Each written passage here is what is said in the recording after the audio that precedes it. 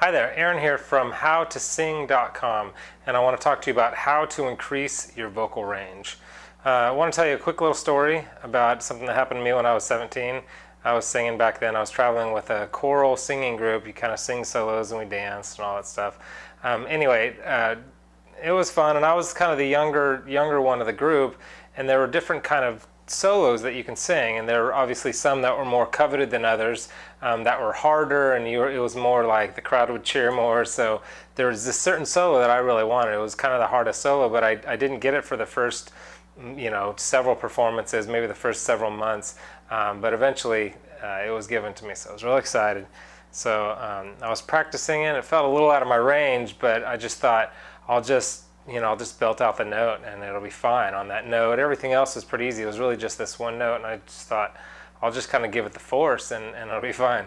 So it came to that day, and I had a duet partner. It was a kind of a guy-girl thing, and so the music director's up front and the whole audience and everything, and so everything's going fine. I'm singing my part, and when it got to that note, I was like, I just belted out.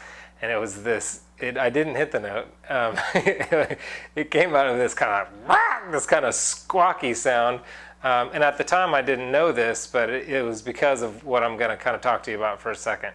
It wasn't my finest hour. I learned that you can't push, you can't force notes. It's not healthy for your voice, and you probably won't hit the note to begin with. So that's my first caution about expanding your range: is don't just belt it out or push or strain, all that stuff. All that's going to do is maybe make you look silly, but certainly it's over a very short period of time, it's just going to be bad for your voice and strain your voice, and eventually even probably cause damage.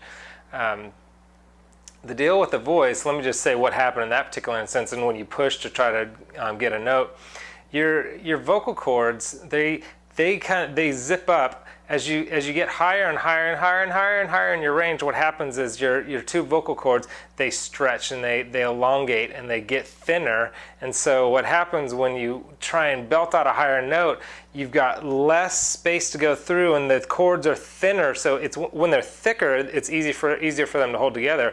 But when they're thinner and stretched out, when you get up top there, it's like really tight. So when you're blowing, when you try to push, you're forcing too much air through that, and it just goes, and they just blow right open. And that's the sound of that falsetto sound. That's why it's so airy. It's too much air for your vocal cords to hold together.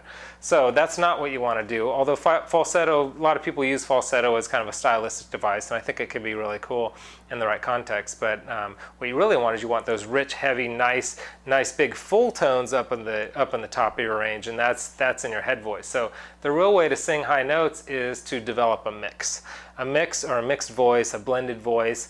What that basically means is it's a voice, it's blending between your chest register. When you talk, you normally speak out of your chest voice. You can feel your chest resonate when you do that. And your head voice, your head voice is up there. So you want to blend. Most people have kind of breaks or cracks, or it's really just a transition or a bridge in between those two breaks. And the idea is to smooth out that bridge so you have one big, long, blended voice. So you want to be like, ooh,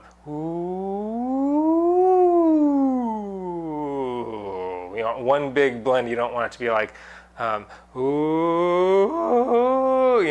to break or crack right there. So how do you do that? I want to give you one exercise to do that. There are a lot of ways to do that, but just in this short video, I want to give you one exercise to begin helping you with your higher range, to extend your actual range itself. This will help with that, and it will also start smoothing out the breaks in between smooth out the break in between your chest and your head voice. I call it just the hootie slide, because it's like a hoo. It's like a kind of a under there, but it's a whoo sound. And the reason it's this sound is because that sound will help keep your larynx steady, rather than a lot of times your larynx will raise up when you're trying to sing high notes, and that's what that narrows the wind passage there. So that's why you get so much tension. It's hard to hit those higher notes. So this slide will be like ooh,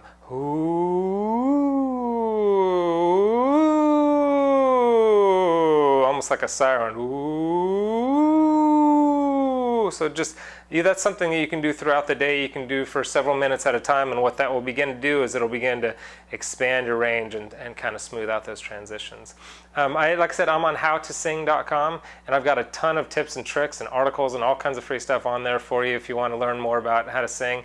And in fact, I have up there right now a further explanation of how to sing high notes, and some really great tips, kind of tips that the pros use on there. So just for stopping by there, howtosing.com, you can click the link below to get there as well. I'll give you that video for free. So anyway, I hope this is helpful, and I'll see you at howtosing.com.